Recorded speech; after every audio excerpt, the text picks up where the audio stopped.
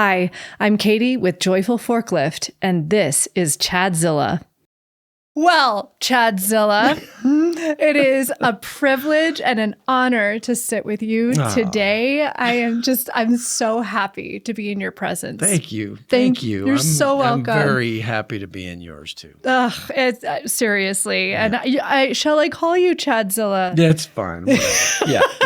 Because it is the most epic nickname there is, actually. I think you win. Thanks. It's pretty cool. And I've had ChadzillaMusic.com for so long that if you put Chadzilla in a Google search, I'm like one of the first things that comes up. Oh, you nailed it. There are companies that are paying millions and millions of dollars to be above you, high on the Google scale for their company. And it's like, no, yeah, just Chadzilla. Yeah, and it was 20 years ago. Oh my gosh. So. Well, you must have been, that soothsayer about the future. Well, I would do my little Godzilla impression in the middle of a drum solo. Oh my gosh. So the guys in the band started calling me Chadzilla. Because you have a Godzilla impression? Yeah. Yeah. And we're talking like in the middle of music? We're talking, yeah. In the middle of a drum solo. Oh so I'll just stop and do that on the microphone like a couple times. And it's, wow. When you're playing 5 nights a week, like at a place like a blues band, you set up on a Wednesday and you play Wednesday, Thursday, Friday, Saturday or something like that, and then you don't pack up until Saturday. It's a pool hall, billiard hall. You got to do stuff to make it fun. Yeah. Because you realize 4 people are listening. Oh my gosh, that was for you. But there's 700 people in this place. Oh my gosh. So okay. It's the origin story. Exactly. I'm so excited to know that. So our listeners will now know you are very much a musician and a playful one, a drummer by trade. But a question that I want to ask you, and I love hearing people's answers to this. Tell me about some times in your life that you've been full body grateful to be Chadzilla. God, there's a lot. That's a good sign. There's definitely a lot. Well, I could tell you one of the most recent ones. Please. Was when you guys walked through the door. Oh, really? Yeah.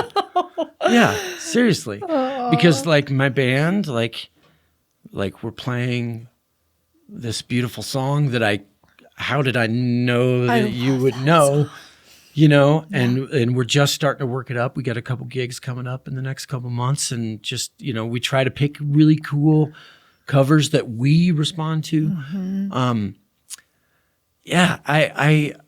I'm a very blessed person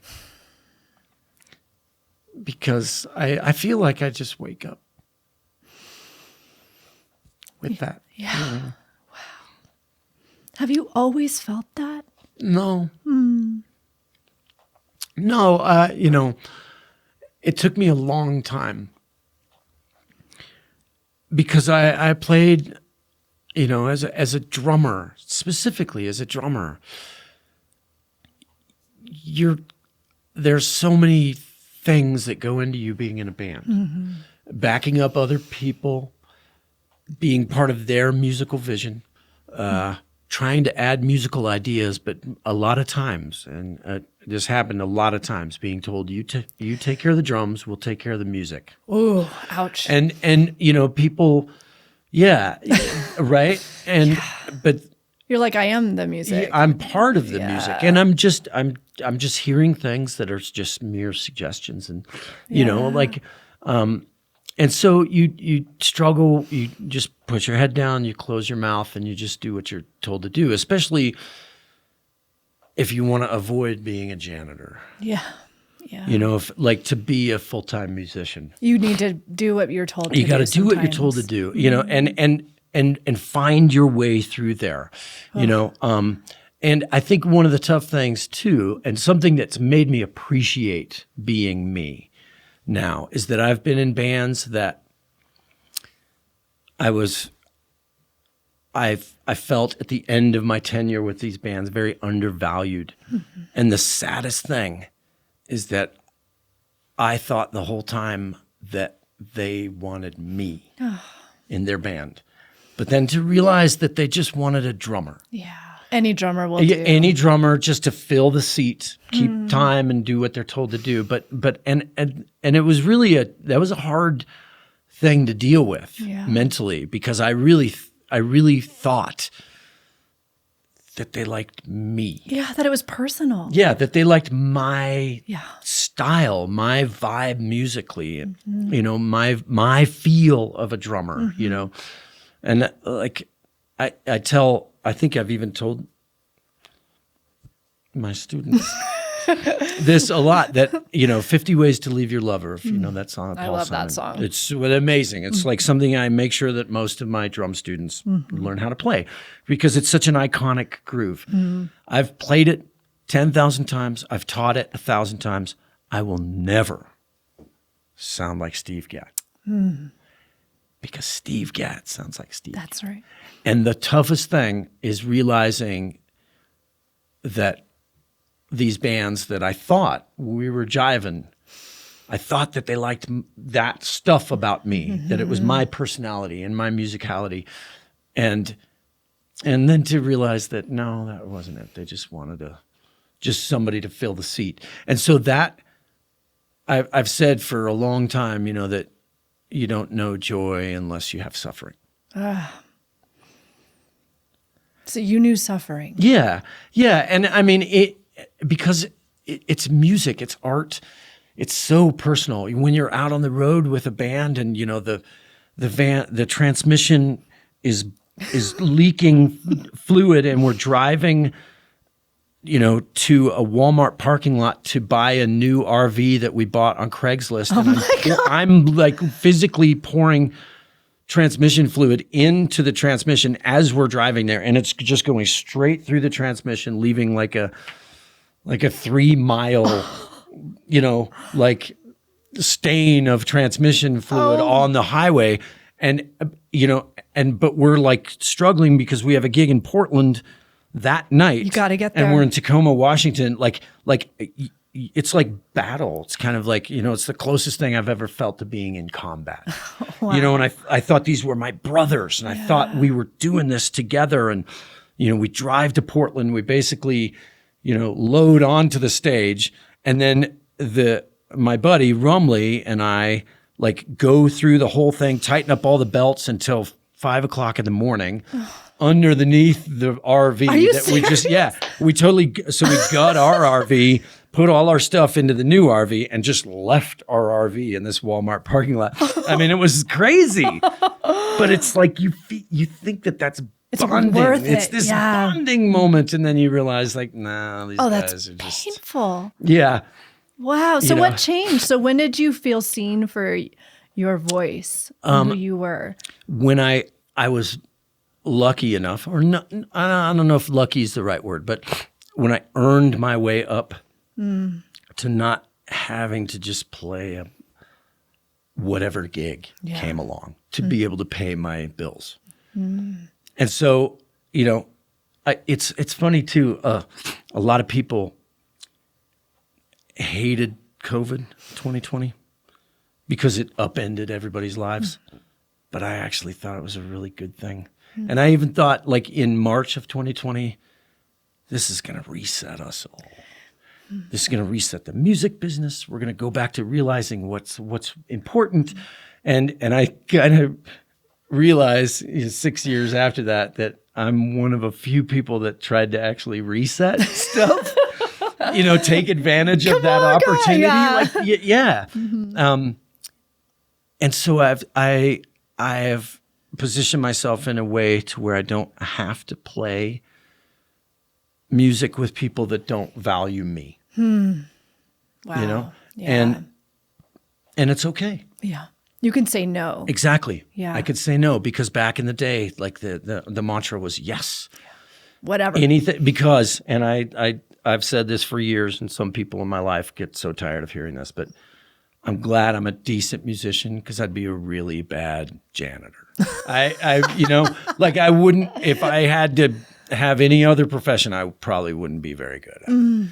This is what you're good at. It's just, exactly. Yeah. Exactly. And this is what I was born for. I guess my purpose, you know.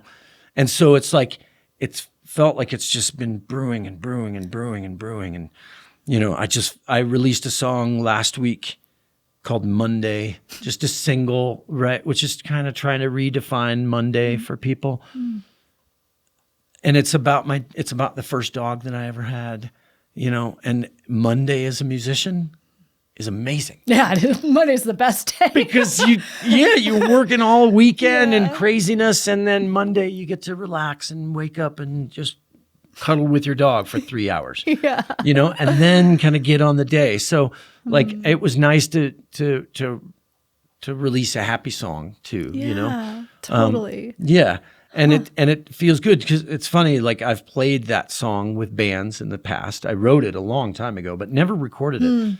And played it with bands, and, you know, it just never quite translated until I sat in there and laid down all the parts and really mixed it and worked at it and, you know, worked on the vocals and everything and came out with the version that I love. That's so beautiful. Yeah. And to be able to do this. Yeah.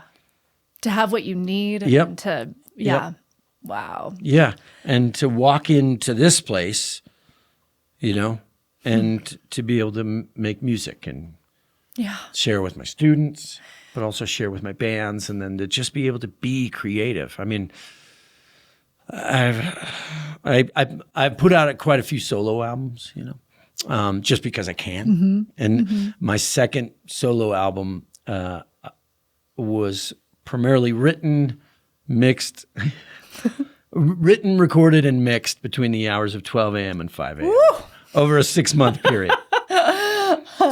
And, you know, like if the sun was coming up, it was like, okay, it's time to go to bed. I mean, I would even go and play a gig and come back here and work on some music. But I just like, what a life. It's a privilege. Yeah. You know, but it also, in the same way, I feel like it's something that I've earned. Through all that grind and all that work, and you never gave up. Like, did you know when you were grinding and saying yes to being a drummer to all these people, these gigs, playing in, you know, billiard halls or whatever, that this was in your future? Did you feel it? Yeah. Well, and I didn't want to do anything else. Yeah. So it was worth it. Yeah. And, you know, and because I thought, especially even as a little kid, I thought, okay, speaking of joy, what's the thing that gives me the most joy? It's pounding these things.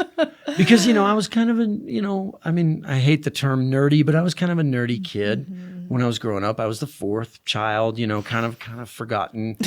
I mean, in a weird way, I had some physical problems when I was young, and, you know, got glasses when I was 3 years old. And so, you know, like it was just, you know, and different. But this, like, I got picked on a lot, you know, so to come home and pound the drums, like they never argued with me. Maybe a head would break or I'd break some sticks or something like that, but they were always there. Yeah. You know? And I just think of like that, it's like therapy. Yes. You know? Safe. And safe. And it's funny. I was just telling this story to my friend the other day that my parents used to send me in my room a lot. So I have an adopted sister who I love. She's amazing, but she's 8 months older than me. So we were like almost twins. Oh, wow. So we were always in the same grade together. But we would get caught doing kid stuff. She would totally get away with it, and I would be sent to my room. And sounds like my childhood. Yeah. And the sad thing is, I made my parents pay for sending me because my drums were in my room. Oh, well done. So I was like, okay, here's the price of you this. don't want me in the room? You're gonna hear me for the next 2 hours. Well done. And I just would beat my drums. and it, you know, sometimes it was maybe out of like, oh, I'm gonna show you, but a lot of times it was just like so frustrated.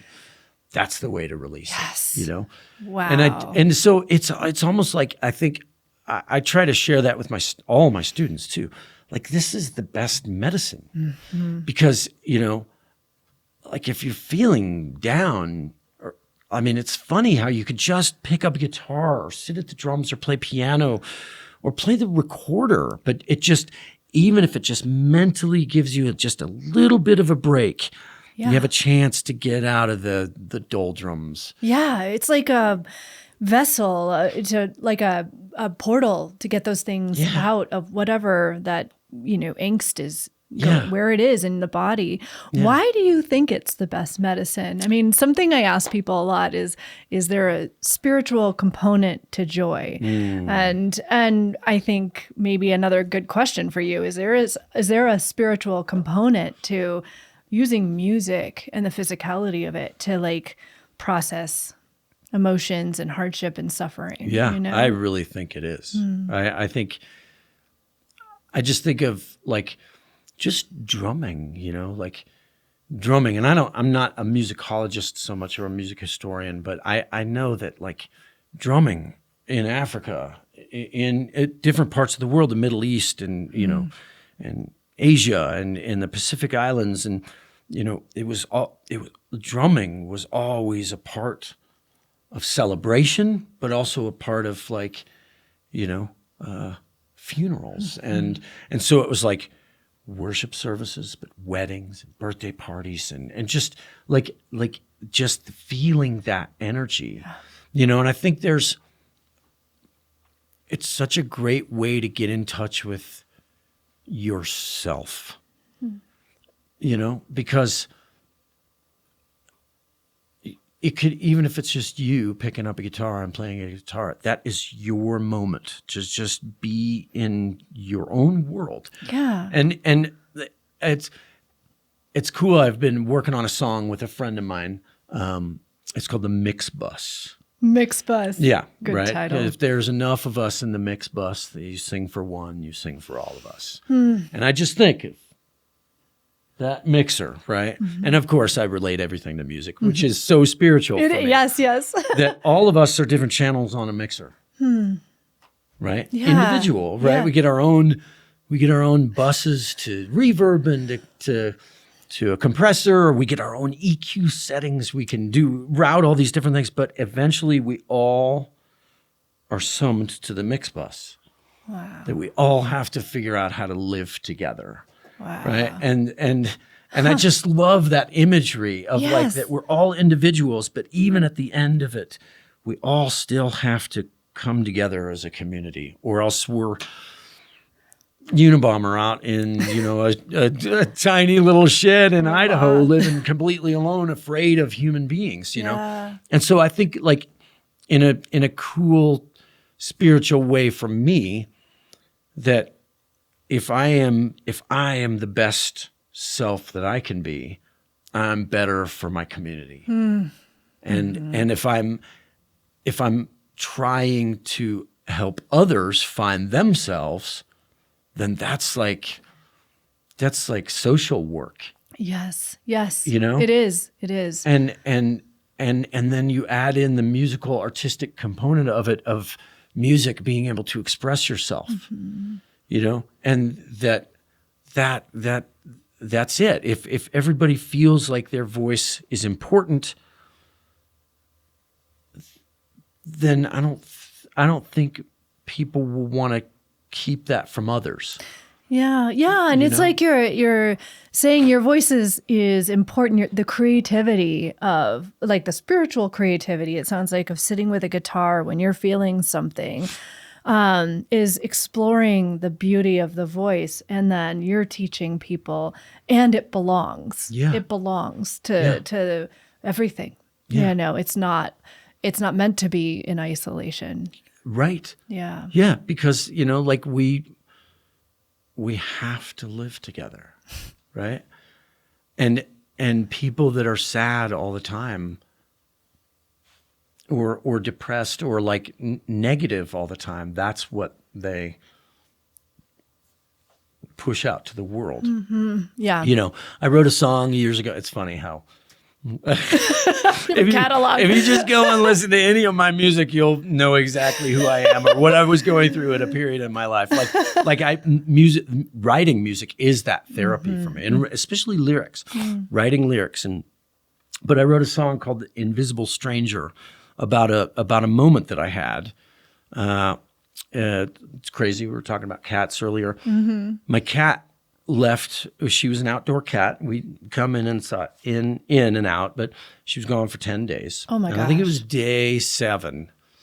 My wife and I we started driving around to shelters. And this was this is late 90s, right? So not a lot of websites for shelters and, not pictures of animals up on there. So you had to physically drive around to these different shelters. And we were driving way out east in Aurora. We had gone to all the shelters around us and didn't find her. So we were driving way out east to just see if she was out there. And I got in an accident.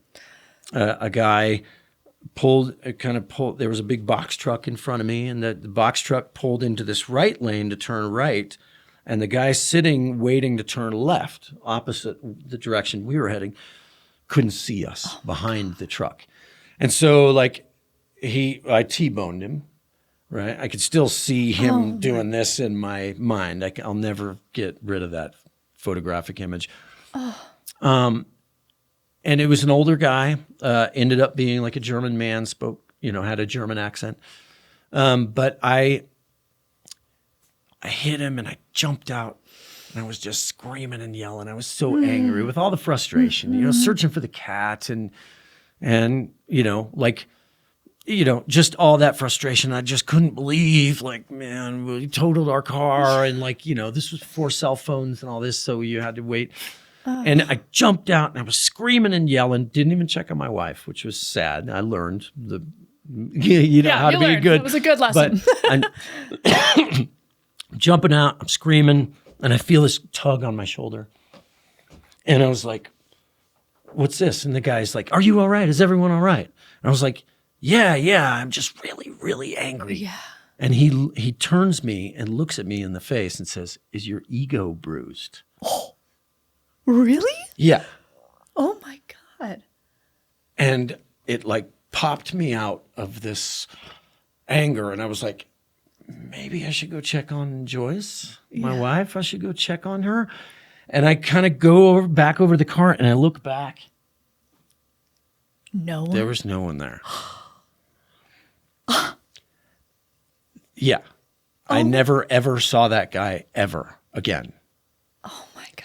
So I don't know if that was real. I don't know. I mean, I believe it was real because I could still remember him saying that and pulling me to look me in the face to say, is your ego bruised? Whoa. But I wrote a song about that I believe, I think I believe. Now, it's hard to believe anything 100%. You know Totally. what I mean? I don't even believe myself 100%. But I really believe that there are people that are out there silently diffusing altercations and helping people to relax their tone and to relax their temperament, to be able to deal with situations correctly, and to be able to stop violent altercations. And I really kind of ever since that, it's kind of grown and grown and grown to where I feel like if I walk into 7-Eleven and I make the guy behind the counter who just got yelled at by somebody in front of him because they're out of taquitos, if I make this guy smile, maybe I can restore his faith a little bit or her faith or a little bit in humanity again. Because like waiters and wait staffs, janitors and construction workers, and the people that are so much a fabric of society, but that just get pushed off so much because they're not the stock traders, they're not the CEOs, they're not the big wigs of companies, they're not celebrities, they're just people making life happen for us. That I try to just spread. Love them. Yeah. You love them. I love them. Yeah. And thinking of that, if I can do something to help them break out of a little negative pattern or something, that's my community service. That's right. It's a ripple that you will never see the impact. Exactly. But it's more powerful than we know. Right. Oh my gosh. Yeah. Oh my gosh. And that what a story. Yeah, God. that story. But you're so observant, like to take that and allow it to like seep into your consciousness and to allow it to bloom into music for you. Like that is such a powerful way to metabolize, a knock on the door for yourself. And then not only are you being that person, that spiritual peacemaker or whatever for your community, but you're also teaching us about it by using your voice, to share what that is. So that it's incredibly beautiful. Well, thank you. Yeah. Thank you right for making the world a better place. I'm just, somebody doesn't give me the middle finger. I'm going to be like, thanks, Chad. Well, what's funny is like we were just talking about COVID a little bit ago. Yeah. So I remember my first gig after our shutdown and everything. It was in early May. I was playing up at the St. Julian Hotel in Boulder. I know where that is. Right? With my friend It's a fancy place. Yes, my friend Dave Tamkin, who I love, that guy. We're working on the mix bus. Oh, together. yay, the mix bus. Yeah. Can't wait to hear it. So here I am, really literally on the highway for the first time since lockdown. Oh, right? Weird. Driving to Boulder. And I'm like, look at us, everybody. We're starting to come back to life, right? And just feeling this sense of community and this connection with the drivers on the road. And there's still a lot of drivers on the road. But I remember I'm on I-25 North.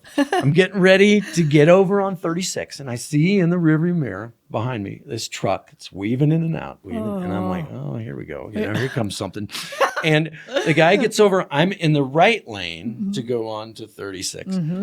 And he gets next to me, but realizes, oh, this is a turn lane only. So gets behind me, right? Like at the last second, gets behind me and gets next to me. And as they drive by, I look over, and there's a woman in the passenger seat that is like, oh no, no! Like why? Like I didn't even do anything wrong. Like.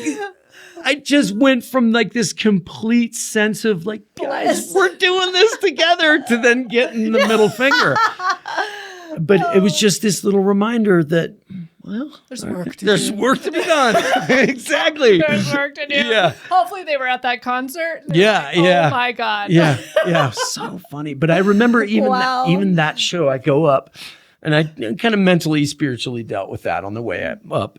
But we go and we play, and we were outside St. Julian. We're all wearing masks. Oh my gosh, weird. Yeah, and I see this family that are sitting there eating, and they had a little toddler, maybe a year and a half old, wearing a mask. And as soon as we start playing, that little toddler just starts doing the toddler dance. Love the toddler dance. And mom and dad and their older child, maybe 5 or 6, they're pirouetting and they're just dancing and feeling. And I'm like, this is why I do this. Yes. In this moment, if it is just bringing this little family just a little bit of joy amidst this chaos that nobody knows what's going on. Yeah. That's the why. Exactly. Yeah. And fast forward to October of 2020. And we drive up, and the Boulder Creek fire had started on a Friday. And I'm driving into what looks like the depths of hell. I actually took pictures of it. Crazy smoke. Oh, my God. Right? And I'm driving into it. And we're playing, and ash is raining down. We're outside. The sky is orange because of the fire and the smoke and the clouds. And ash is coming down. We're wearing masks, and I'm just like, this is it. Just another day. Yeah, but also at the same time, like, this could be it. This might be this is the hill we're gonna die on. Wow. And almost in a strange way, almost being at peace with it. Wow. Yeah. And then the cool thing was I was able to come home and I listened to Public Enemy's new album. So it was like, okay, this is awesome. Everything's okay. Yeah. Oh my God. It's just crazy. It is crazy. Just crazy. All that crazy stuff. Totally. And Well, I'm curious, like when you see that joy, what is joy for you? I mean, it's a tough thing to define, and you've talked about it already, but I find it interesting to hear people's framing of that, especially with what they do with their lives and how they view other human beings and their spiritual relation to it or not. But for you, like, if you could put it to words, what is it? What is joy? What's the purpose of it? You know, I don't know. It's crazy. I think at least for me, the purpose of joy is like breadcrumbs on a trail. Now I'm going to cry. Please tell me more about that. Just like, and maybe breadcrumbs that are not you dropping breadcrumbs so you know how to get back. It's maybe that somebody came before you and dropped some breadcrumbs to show you the way. Yeah. Well, and to help you stay positive and believing that there's a reason to all of this. Yeah. You know, and that what I'm doing by beating the living snot out of these drums, but also playing soft too. Sometimes, yeah. But it's just to be the breadcrumbs for other people. Oh. Wow, Chad. That's wow. Yeah. When's your book coming out? Like, that is so beautiful. Well, thank you. I've never heard anything like that before. It's such a lesson for me. Oh, well, thanks. Yeah, because that feels so true. It's like, for me, it's a feeling, and it's a very specific feeling. Yeah. And when I notice it feels like a tug. Yeah. You know, like a forward tug. Yeah. To your point about this way. Yeah. This way. Yeah. You follow this. Well, I can't hoard joy. No. You know, I don't think joy is to be hoarded. I think joy is to be shared. Mm-hmm. You know, and it kind of gets back to that thing I was saying earlier. Like if I'm all happy with my life, but I know that there are people on this block or people at, down the road that are suffering, that kind of cuts into the joy. Yeah.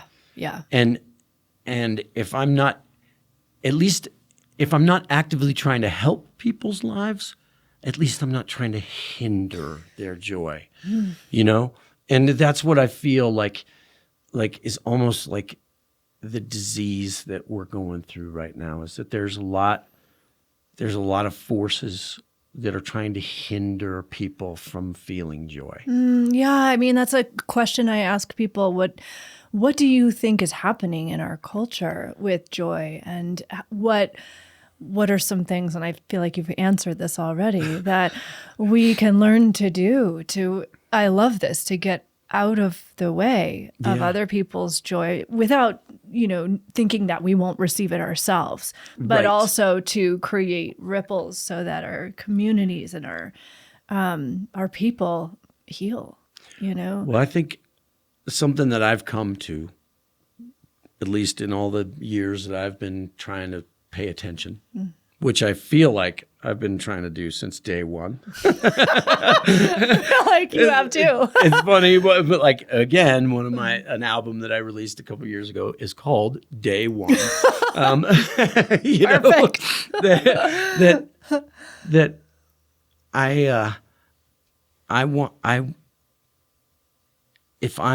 as long as I'm feeling joy or trying to pursue joy, then that's going to keep me on the right path. That's how you know. That's how I know. And that I believe in it, and so I'm trying to help spread that to other people. Yes. And trying to just spread that to my community. I actually, again, sorry, another plug for a song. You can do that as much as you want. It's I funny. love It's it. just how I express I know. myself so much. Don't apologize for that. Heck yeah, get in there. I have a song that I've been working on called The Neighborhood Watch. That not like, who's hurting me. No, the neighborhood watch. That's what a drummer is. Wow. We're keeping time for the neighborhood. Yeah, you are. And I think about that. I sit here and I play drums, and I mean, I've recorded drum tracks at 3 o'clock in the morning. But I think about like that energy that is pulsing, you know, and there's something about when you feel a good beat.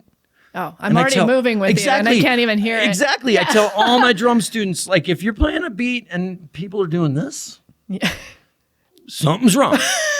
At least there should be a little bit of this. Yeah. Right? Mm-hmm. People should be feeling your groove, you know? And so it's funny how like that's what I think too. Like even if I'm just walking my dog in the neighborhood. Yeah. Like just my steps, you know? Like if I just feel like little energy bursts, you know, just trying, you know? And that's why the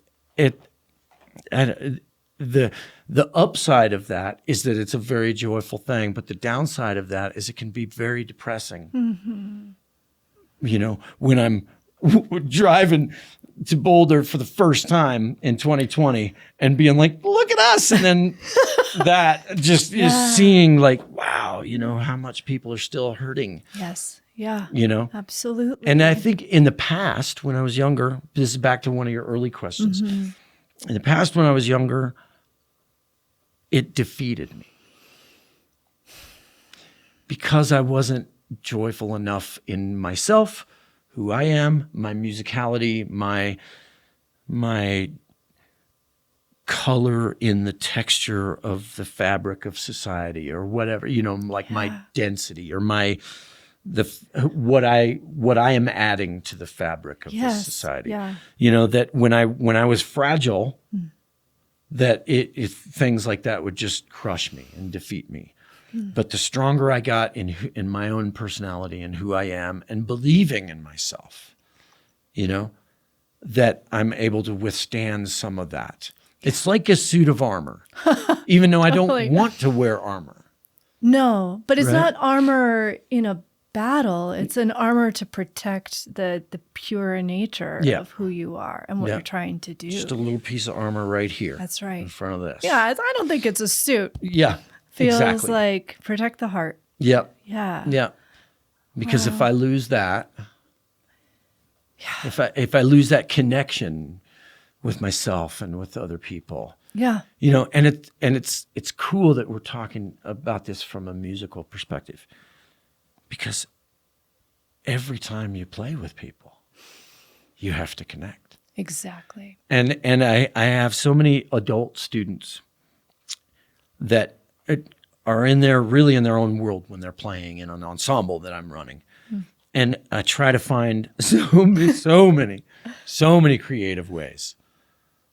How can I get them to listen? Yeah. How can I get them to feel? How do you do it? Right? I don't know. I don't know. Because I just told in the House of Rock last Sunday at Swallow Hill, we were talking about cueing, you know, when a soloist is done. And I said, okay, guys, so I'll give you a deep professional musician thing, a piece of advice. The best cue is not a visual cue. The best cue is audible. Mm-hmm. Tell me with your guitar that you're done with your solo. Right? I'm listening. Right. But you got to tell me. And the thing is, then, if the rest of us are listening, it can be this beautiful, magical moment that will maybe never, ever will feel exactly that moment ever again. It's just for that moment, for that period, right then and there. But that's. Yes, the connection that's unspoken. Exactly. Felt through vibration. Yeah. Yeah, and intentional vibration. Yeah. But also then this communal thing, like, hey, guys, we're doing this together. Yeah, I know. Oh my God, I love that. And that's why, I think too, as a music teacher, a lot of my colleagues, especially in Denver, became music teachers as a secondary income. Mm-hmm. because they wanted to be a rock star, but they weren't quite a rock star, so they had to do something. And it's either barista, because, most musicians, we're not going into other, professions. We're doing pretty simple stuff. Serve you we're coffee. trying to, exactly. But that so many musicians teach not because they're passionate about teaching. Yeah. But because it's a way to supplement their income. And I appreciate that. But also at the same time, it's almost like I feel like they're doing a little bit of a disservice to their students. I agree. Because it's being engaged with people, especially who are trying to learn how to express themselves, that are trying to find maybe a voice that they've never had. Mm-hmm. I think of me as the fourth child or whatever. And it wasn't, I don't feel any neglect or anything from my family, but I definitely was kind of thrown off into a corner and kind of forgotten about a little bit, which, hey, maybe they were right to do it, because I think also at the same time, it forced me to find myself. You had to find your voice. Mm-hmm. Yeah. Right. And I think after a while, my parents caught on, not only just because I'd go and play drums, but they'd send me to my room and I wouldn't come out for 6 hours. Oh my gosh. That's crazy. Because I was like, this is awesome. Yeah. You found your voice. No one's telling me what to do. I can be myself, right? I can figure out, I can put on my own music. I can draw my own pictures. Mm-hmm. I can play my drums the way I want. I can tweak with them. And I think of my first drum set, it was held together with duct tape and baling wire. I beat the living snot out of it, but I would fix it. Mm-hmm. I learned how to fix my drums. Wow. I learned how to tune my drums. I learned how to fix the complicated hi-hat stand, mm-hmm. which because I couldn't afford a brand new hi-hat stand every 2 months. Yeah, I know. So I had to fix it all the time. Totally. But it's just I don't know. I think that that's, I kind of got lost in my answer there. No, but I'm right there with you, because it's you saw how you needed to find that. I love how you said with the fabric or even the mixing board, find that pure sound that can be blended really well into the, whatever the collective of music, and kids they're hungry for that. Yeah. And the relationship with a teacher and a student, I believe, is essentially sacred. Oh, yeah. And so I hear you that as a secondary income, if you view that in that way, well, that energy, that intention is felt. Exactly. And it goes this far. Yeah, exactly. You can learn your scales, but why do people quit? Because I think music is so much more than the song you want to play. It's the feeling of deep connection, right?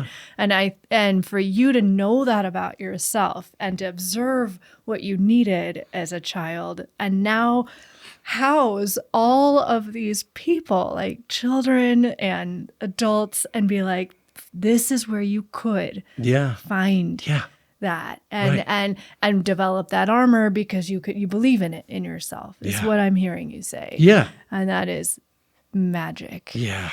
It's magic. It's funny too. I was just talking with my wife last night about, she's been picking up bass and playing bass. Right? Looking at Mike. I mean, of course, I have a bunch of basses. I play a lot of bass too, and I love it, And sometimes I ponder whether I played the wrong instrument. Ooh, but really? I don't know. I think I was meant to be a drummer. Mm-hmm. But I really wish I would have spent as much time on another instrument, especially the bass, as I did these, Mm-hmm. But she was talking about, wanting to take some lessons, because I've been showing her some stuff, but it's always good, get you don't want to, And we've got a couple of really good friends that are really great bass players. But she said, maybe I could take a lesson with him. And I was like, well, maybe, but he might, he's a really great bass player, but I don't know how great of a teacher he is. Oh, it's such a distinction. Yeah. And the tough thing is and I realized in 2020, when a lot of my colleague teacher friends were so so bummed out that we had to go to Zoom and, you know, the delay and this, and we can't get them to practice and blah, blah, blah. And I thought, okay, I understand. I hear, you know, all the complications that are happening right now. But for us as teachers, this is where we need to show up for our students in an even bigger way than we ever have before. We need to figure out how to use the technology with the way we have it now to be able to help our students continue to grow and flourish. Because right now, we're like one of the only sources of joy for these people. Yes. And so you have to make it work. Yes. It's vital. Exactly. You can't just complain about the latency of Zoom. Oh my God. You have to figure it out. Yeah. You know, and I realized in that, like, if I, like, at about 100 to 104 beats per minute, if I'm playing drums with my student, I'm exactly 1 beat behind them. Wow. Well, I'm in front of them, so they're behind me. But I was able to, like, we were able to play together in time, but I was able to, like, get outside of myself to where I could hear if they were hitting fills right, if they were hitting the chorus right, getting sections right, because I was able to, like, almost, like, disconnect from my own drumming and just focus on theirs. Oh. And it was awesome. What a metaphor. It was awesome. Oh my, well, first of all, to do that amount of work, because I know teachers, especially, you know, I worked in schools, and more work feels like no thank you to a lot of teachers, because there's a feeling that we do all the work and it's unseen and unappreciated. But for you to not only be like, get this technology figured out, and as I don't know how you do that, frankly, drumming on Zoom, piano on Zoom is already kind of weird. Drumming on Zoom is bananas. And you hacked it because the point is to help the student. Right? So one thing that I'm like, this is so emotional, man, talking to you. Like, I'm like, God, why do I ever put makeup on? Jeez. But I think about some people, especially in the realm of, you know, Buddhism, will always say, like, joy is the byproduct of compassion. And for you to, like, actively, literally listen more to your students than yourself, or, hey, it was your ego bruised there. Like, you get these messages and you're absolutely following through on them. And you're noticing it, which makes you a really powerful light in the community. And maybe one of the most amazing teachers I've ever had the privilege of talking to. I've had some killer teachers, not music teachers. Sorry. Not good music teacher, but not capital T teachers, mentors. Wow. And I think for me, that was always, as a teacher myself, I needed that. I didn't get it. So I got to be it. You know, I feel exactly the same way. Okay, so how do I do it? You know, and it's listening. You know, and to what you were saying about, well, when you're done with your solo, like, you gotta listen for the change that comes, so that everybody moves together. And it's, I don't know, I think everything you're saying is related in this really gorgeous dissertation on how to do life. You know, I feel you. I feel Thank you. Yeah. Thank you. Oh, thank you. Are you kidding me? Thank you. It's kind of what you just said, like, that I felt like I needed to be the teacher that I always wanted. That I never had. Right. And I had a lot of music teachers. Oh, you know? I know. I had a lot of drum teachers. I had 10 drum teachers, you know, up until high school. Wow, that is a lot. But I remember one specifically that, you know, we were working on, and it's funny working with your son, like paradiddles. You know, we're talking about paradiddles, and my teacher was like, "Okay, you gotta learn these paradiddles," and I would come in and play the paradiddles, and I remember asking him, "Okay, how do I use the paradiddles?" And he's like, "Now we move on to another rudiment." Oh my God! Are you serious? I was like, "So you're teaching me something that I have to learn, but you're not teaching me how to utilize these or things. Why it exists. Why do I what use is this these? for? What it's just a thing that I have to do. You know? And I just remember being like just astonished thinking about that, and still into adult life. Like, what was he thinking? Obviously he couldn't. Yeah. Or maybe just didn't know himself. Yeah. Yeah. Well, and it's just he'd learned them. Yep. And that's what his teacher taught him. And so he's just going to teach them to me. But then like how to apply them. And he didn't say, hey, maybe this is something that you'll really get good at in a couple years, learning how to implement them on the drum set or whatever. But he never even said any of that. He was just like, okay, we're moving on to the next thing. Yeah. Oh, wow. Yeah. And scales. I have students who ask me about scales all the time. But as a child, I was like, this is so stupid. I don't understand it. Like, I can just play by ear. Who cares? Totally. What's the point? And now it's like, oh, well, let's talk about it. Exactly. Like, it's interesting. Yeah. It's like the veins and the bones of music. And it's interesting, Yeah. But I think there's a resilience that you were able to have from poor teaching and maybe being left in the corner for a while. Like, my heart breaks for little Chadzilla. It does. But like, to take that and be like, okay, well, I'm going to do better, And so I think one of the reasons that I'm doing this podcast, that we're doing this podcast, is to find ways to offerings, breadcrumbs, I guess, to people who are listening who might be like, well, I don't have that. I don't know what my voice is. Yeah. I don't feel what we are feeling. I feel it in my body. I'm shaking and I sweat when I'm excited. Yeah. This is all happening. Yeah. And I'm like, I know, I can feel the joy. And so I'm wondering how, maybe it's not drumming, but if you had some advice for somebody at any age, because as you and I know, you can find this at any age. Oh, yeah. How and what might someone do if they are lost in the Unabomber shed of their life, in a basement or confused, and they can feel very little? I think that's part of a problem that we have right now. Yeah. Yeah. That seems like that's the question of the universe, right?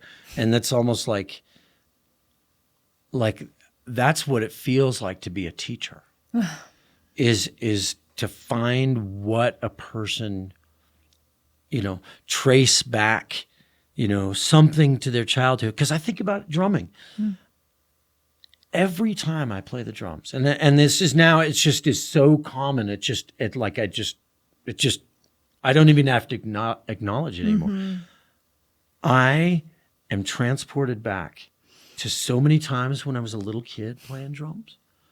The first time I really learned Tom Sawyer. Oh, right? My God, epic. Because, I was a kid drummer, became a teenager, but in the 80s, in the height of Rush and Neil Peart. And when I was able to finally play that song, talk about a joy. Oh. And it's crazy because I didn't have any teacher guiding me through that. I had teachers teaching me rudiments. You're like, but it's not, the song. Yeah, exactly. Yeah. But I was lucky. I was able to read. So I had this book called The Drum Techniques of Rush.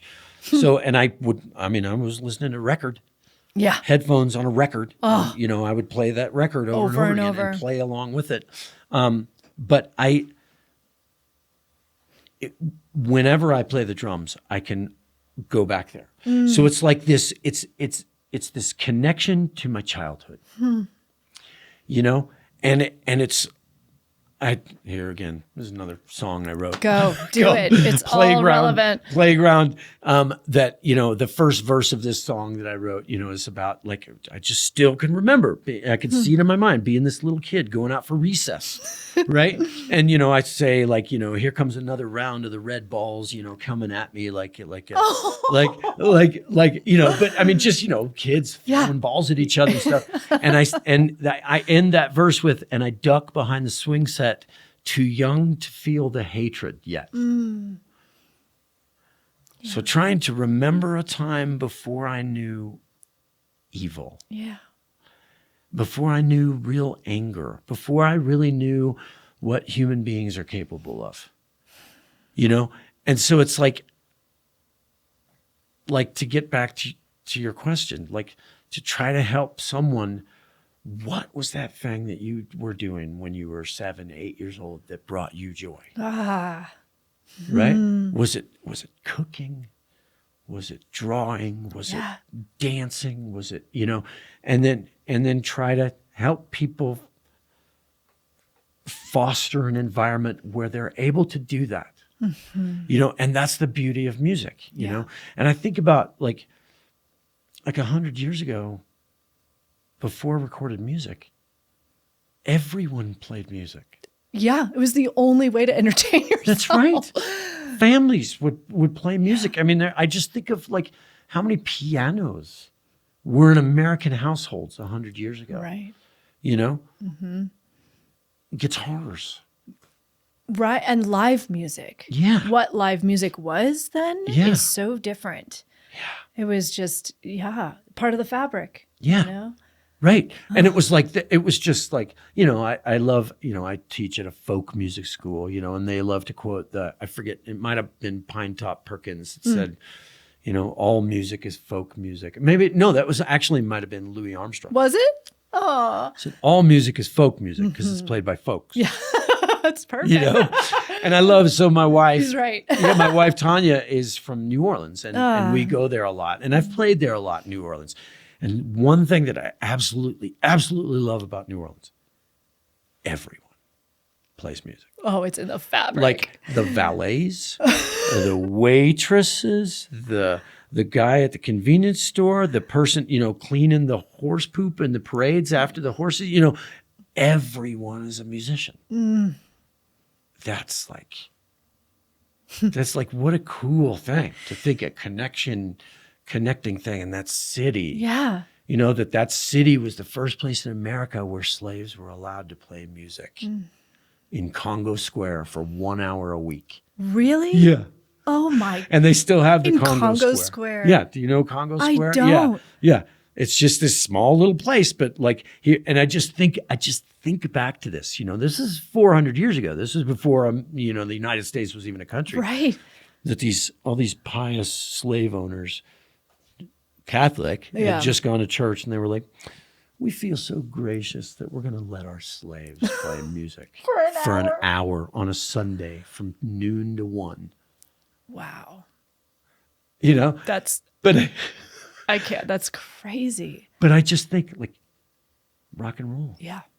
Jazz, blues, hip hop, disco, funk, country music, everything. Yeah, every American style of music to me can kind of be traced back to Congo Square. Congo Square. Right? Yes. So that city and just what that city has been to America, to the world, I mean, thinking, like we don't have James Brown we don't have Aretha Franklin. We don't have Taylor Swift if we don't have that. Like it's just as cool to think that arts, and that being specifically music has just been this great empathetic connector. Yeah, gosh, the way you're talking about it, it makes me feel like it's a chakra point in our world or in our country or something, where there's just this the vibration of it is so powerful. Everybody's breathing it, Yeah. And it's like, it's not about necessarily performance. It's about, I got to feel this, no matter what. If I'm making money off it, great. If not, doesn't matter. Like, I got to feel this. Yeah. Yeah. And I love to tell my students this, that I played the Fillmore and Illegal Pete's in the same week with the same band. Oh my gosh. And then I played Red Rocks and the Lion's Lair in the same, within 4 days. And the crazy thing was I played Red Rocks with my band, and that same band played 4 days later in drag at the Lion's Lair at an anti-domestic violence rally. Wow. At the Lion's Lair on a Sunday afternoon. Oh my God. So to go from Red Rocks to a tiny little club of 40, 50 people in there, but like this is a public service that we're doing. Yeah. Yeah. That I felt the same joy in both places. And actually I probably maybe even felt a little bit more joy at the Lion's Lair. That's what it sounds like. Because it was purposeful. Yeah. Yeah. It's not like this performance, capital P performance. Yeah, everybody, you stand there and watch me and you cheer for me and you tell me how great I am, blah, blah, blah. No. This is like music for a purpose. Yeah. You know, and it's kind of like that jazz or the punkatry thing that I was telling you about. Oh, right? yeah. That's like, I mean, tell us what that is. Punkatry. Okay, so I don't think we had that on the band camera. is called Black Market Translation. That's the band that kind of does it, and they have a revolving cast of musicians because sometimes I can't do it, and it's funny because there are some gigs that pay really well, and then there's other gigs that are really fun. Yep, that's punkatry. Got it. So I'm definitely not there for the money, right? But we play completely improvised music, and backing up live poets and some people that I've never met and I might never ever see again. But we are sharing this creative musical energy, artistic energy in that moment, and these people reading their deep thoughts. Because I could play drums all day long, but and you might be able to pick up on the depth of my thoughts from my drumming, but not the same as like the spoken word. Yes, yeah. And so like these people are giving voice to voiceless people, but I feel so much intensity with that music, even if there's 10 people there. Like I've realized through the years, and I try to share this with my students too, and even bands that I play in, when you promote, and like only 15 people come out to your show or whatever, entertain them. Yeah. Be there in the room. And I love this little side note story, of course. We've got go. So I'm the with police, right? We know, and I love the police. Love the police. By the way, I want to say this on camera and on recording. He's the only man crush I've ever had. Was it Sting? Oh, it's a good one. Right? I mean, I had a whole Sting fling in 4th grade. It's very strong. Yeah. For me, it's like it's his music and his words, his bass playing, the tone of his voice, his person. Yes, yeah. Just how he walks in the world. But there's a really famous story about when they first came. So they were trying to be a punk band in England, and they would go and play festivals in France and on the continent of Europe, and were never really received all that well. They come to New York, and one of their first shows in New York, they're playing, I believe, the Knitting Factory. Okay. In New York. And they get ready to play, and there's 6 people. And they're far back at the back of this club. There's 6 people. And they come out to play. This is their first time playing in New York, or one of their first times playing in the States. And Sting says, hey, if this is everyone, well, why don't you guys at least come up here and we'll give you a great show. They played great. They just played as if there were 50,000 people there. I think 5 of those people that were there were DJs. Oh my gosh. In the tri-state area. Oh. So basically they started playing Roxanne the next day. Oh my God. And I don't know the exact time. It was something like 6 weeks. They were basically like, they traveled across the country from the East Coast to the West Coast. And then basically by the time they got to LA, they were like rock stars. Oh, that's so awesome. You never know. You never know. You never know. And it's all like, it doesn't matter if you need the crowd to amp you up, if you need the environment to be perfect, it's barely ever going to happen. So play, I love that thing. Yeah. It's that slogan, dance as if no one's looking, sing as if no one's listening. Like just always play, and musicians, artists, painters, dancers, just do it if it makes you feel good, Yeah, I do. Yeah. Yeah. And I think that's like, I just love that I got in touch with something. I can't remember reaching out for it. I remember it just being there, and I just had to open my eyes to it. This level of whatever, empathy or compassion or something, to just try to realize the way I walk through the world. And I don't want to walk with dead bodies behind me, right? I know. Yeah. And you're not. Yeah. Thank God. Yeah. But to be humble enough to do that, because in any situation, like, to give that much of yourself in that way means that you often must check your ego. It can't always be about you. Often it's not, Yeah. That's different than the value system we're a part of. It's true. So that takes courage. And I love watching the garden around you growing, because it's like, it works. Yeah. It works. It works in a way that doesn't look very sexy or cool, but it totally works. Yeah, exactly. Yeah. Well, and the funniest thing is like going to the cool comment, like I tell all my students, especially the teenagers, like, don't try to be cool. Just be cool. Right? It's not how you dress. I mean, you dress whatever way you want, but if you're trying to dress to be cool, people who know can spot that. Yeah, 100%. Just be yourself. Yeah. That's the biggest thing. Be yourself. And if the world doesn't understand it, that's what most people have dealt with for a long time. You're not alone. Exactly. And that thought of, accepting yourself is the best way to present yourself to the world. You know? And that's why, going back to one of your first questions, like, what is it like to be Chadzilla? Like, I wake up every day excited. Wow. And it's sad that people don't have that. Yeah, it is sad. But it's in them. It is in them. It's in there. Yeah. It just needs someone or some group of people or something to help them feel like they can get out of that. Yeah. Yeah. And I just, like we were talking about, like, my studio's here and my house is across the street. Like, it just feels like I'm doing something right. Yeah. Yeah. And you're being supported. Yeah. In that mission.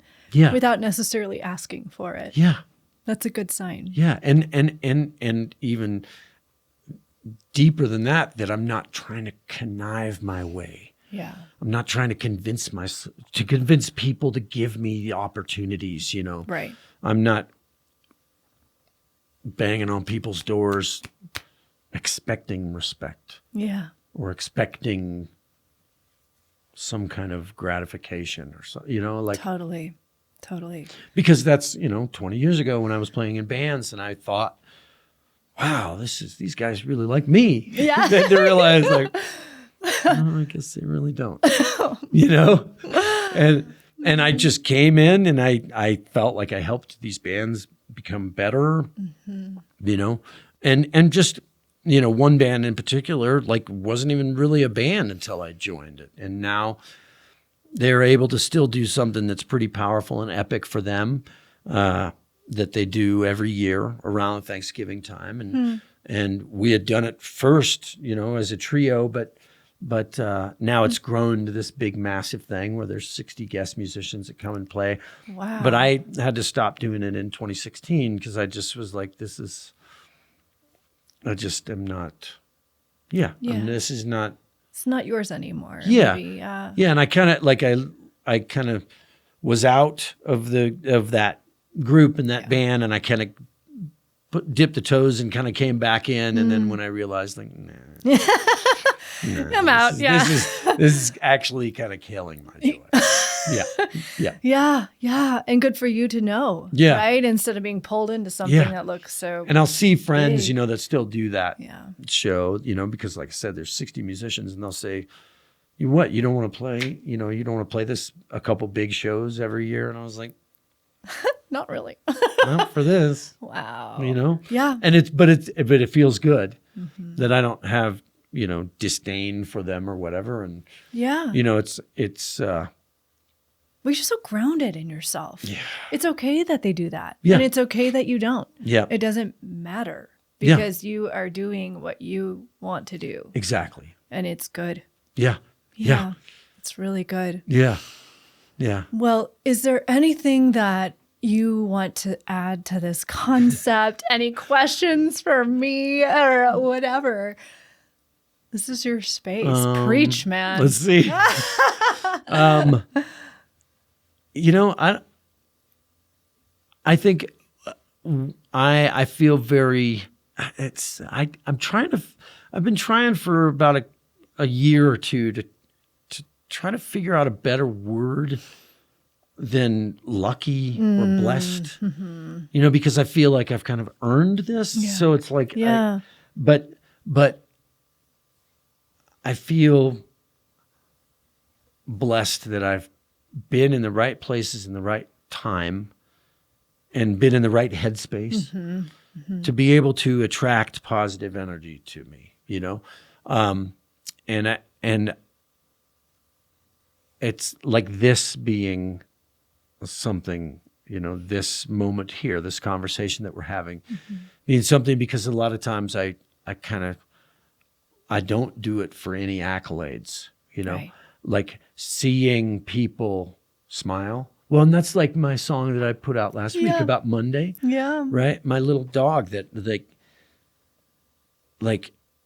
part of the chorus of that song is that, I would love for people to just maybe reframe what real treasure is. That, maybe a smile is worth more than gold. Yes.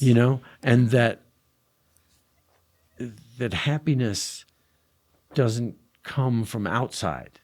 Right. It could come from outside, but if it doesn't happen really on the inside, then it's almost like the law of attraction, that magnet, that if you're putting out negative, you're going to get negative back, And I think of some of friends in my life that have just had these chaotic lives and they just never seem to get out of it. It's just constant chaos, cars breaking down and blah, blah, blah. And, I think about like one of the last times when my car battery died. I went out, I had a couple hours before I had to teach, and I went out, tried to start the car, and the battery was dead. Yeah. Luckily, my wife was home. I took the battery out. I had enough time. I took it to AutoZone. I had it tested. Nope, you need a new battery. So I take it back, put the new battery in. I was able to run my errands, and then got to teaching on time. Yeah. And I think I can't avoid negative stuff, but it's minimizing the impact of that negative stuff. That it was like, I don't know, it was like such a cool, amazing moment, because I thought just 2 nights before, I was playing in Winter Park. It could have been 2:30 in the morning during a snowstorm that my battery decided to die. Right. But it didn't. It didn't. Yeah. It died when I had 3 hours before I had to teach. I was able to get the new battery, run some errands, and then be able to get to teach. And so it was I don't know, it just felt like the more connected I'm feeling with myself and with my people and the community in general, I can't stop bad things from happening. Right. But just minimize their effects on my life. Yeah, and see them with gratitude in some way. Not that they don't suck and don't take energy or whatever, but you seem to see everything as, okay, I can do this. Yeah.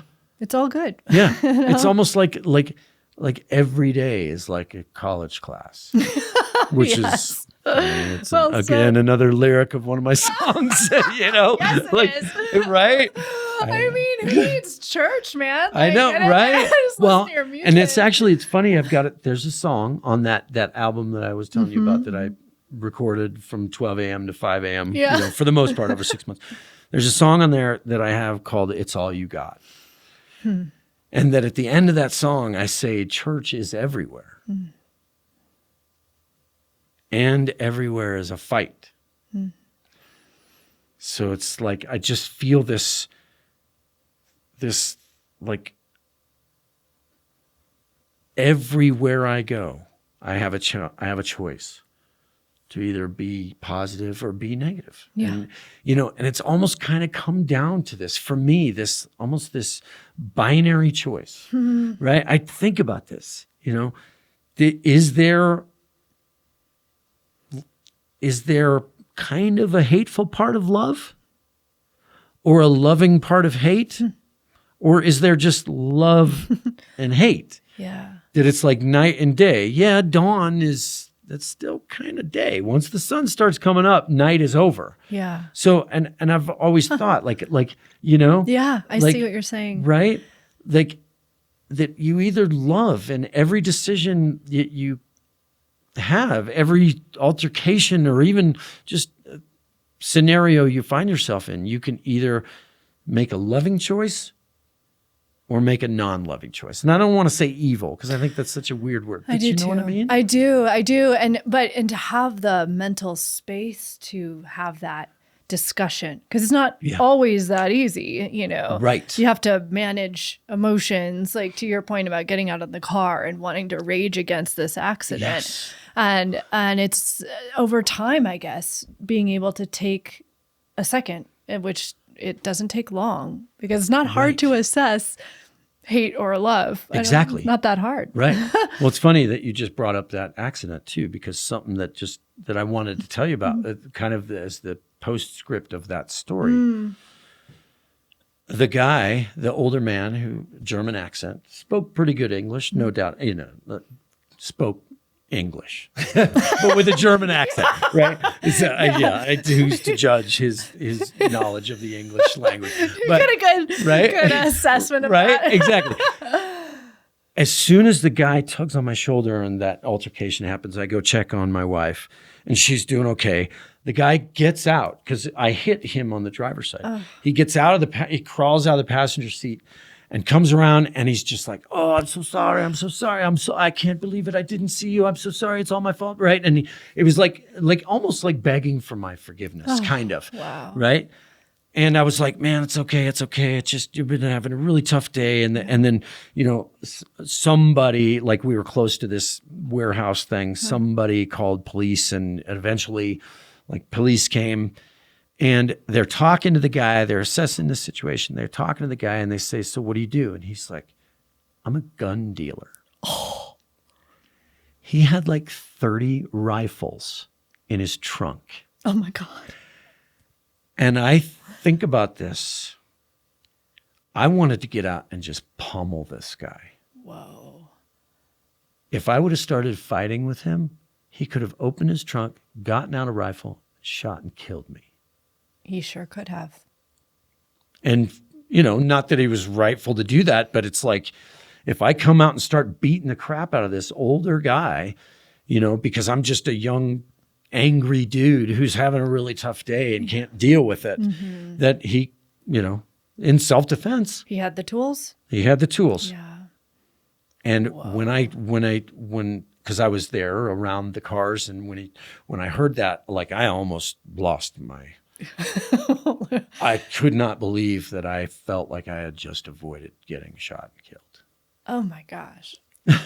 That story is so powerful. It just feels like this pivotal moment for you. Like, time slowed down, it feels like, and you just had a massive lesson. Yeah. Yeah. That really has saved my life 1,000 times. Love that German guy. I know, right? Yeah. And the cat, and the craziest thing, the cat came back. Of course he did. Yeah. It's like, good job, you. I know. It was amazing. Oh, yeah. Just came back after how many days? 2 days later, 10 days. 10 days. He was gone for 10 days. Yeah. What a journey that cat went on for you. I know. It was just, wow.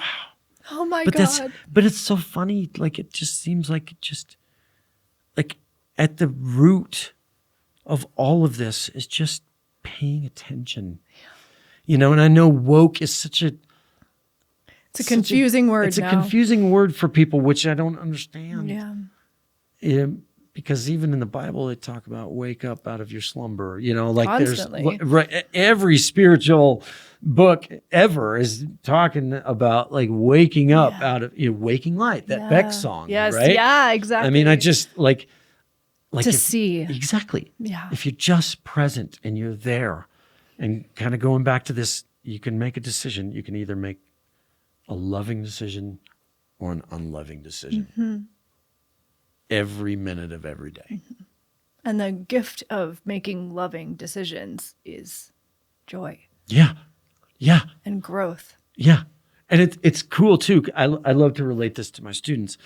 If you practice, you get better. Yeah. And if you get better, you want to practice more. Yeah, exactly. And then if you practice more, you get better. Yep. It's almost like joy feels the same way. I agree with you. That if you practice joy, you receive joy. And I want more. You have the energy to do it. I want again. more of that, right? Because it's not a drug.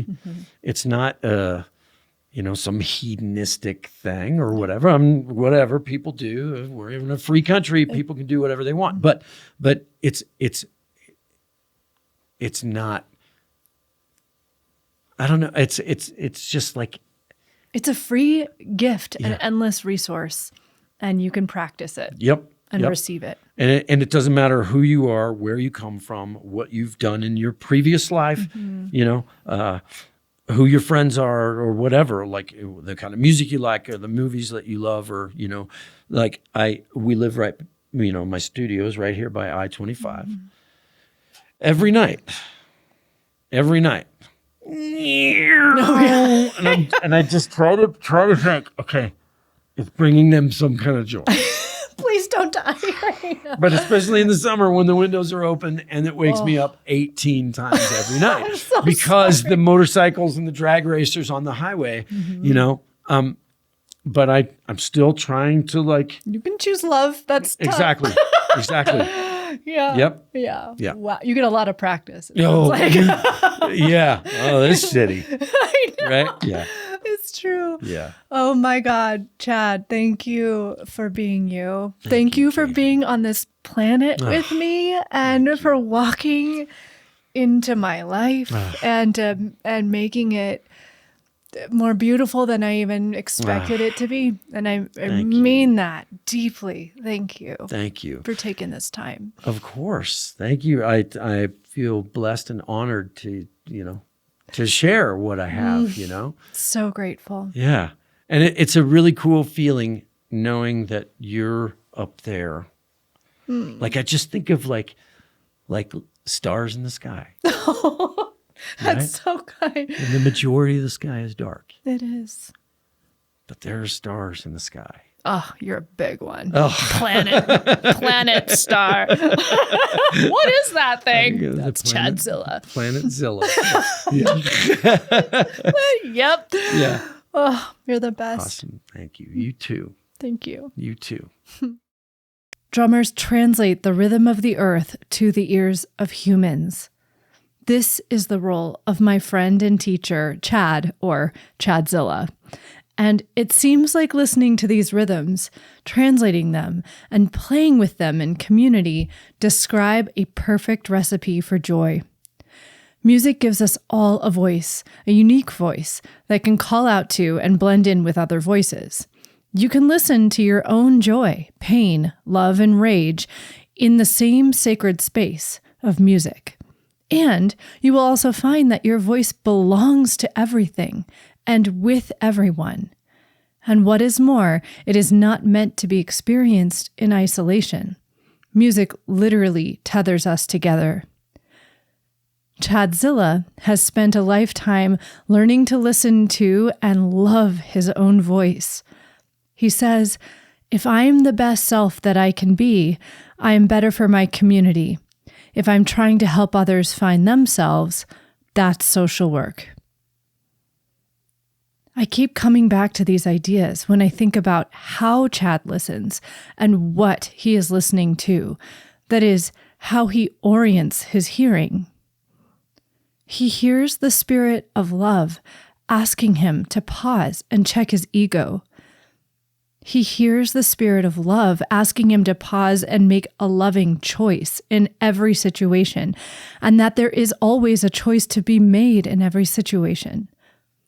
He hears the Spirit of love reminding him that there are peacemakers everywhere, silently, humbly de-escalating situations and breaking negative patterns, and he is one of them. And finally, Chad knows that the Spirit of love reminds us to love ourselves completely, which acts like a plate of armor over our hearts, allowing us to experience and witness pain and suffering without breaking the power of our hearts. And then there's the breadcrumb thing. This really got me. That joy is a path we can follow, and a path we can contribute to. And we can make space for others on this path. And if you're lost, just return to the last breadcrumb you remember finding.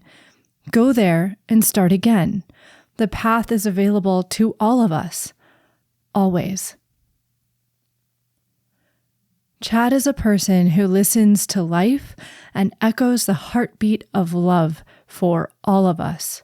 For me, for his students, for his neighborhood, for you who is listening to this right now. This participation in life fills Chad's world with joy and energy, and it just radiates from him. I know you can feel it. And according to him, the more you practice, the easier it gets to feel this. Best news ever. Today, I want to wake up. I want to listen. I want to practice. I'll follow your breadcrumbs, Chadzilla. Thank you, my friend.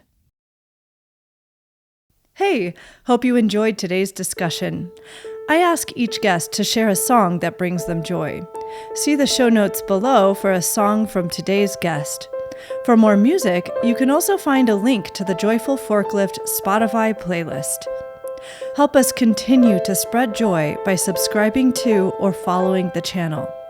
To sign up for our newsletter and to learn more about us, visit joyfulforklift.com.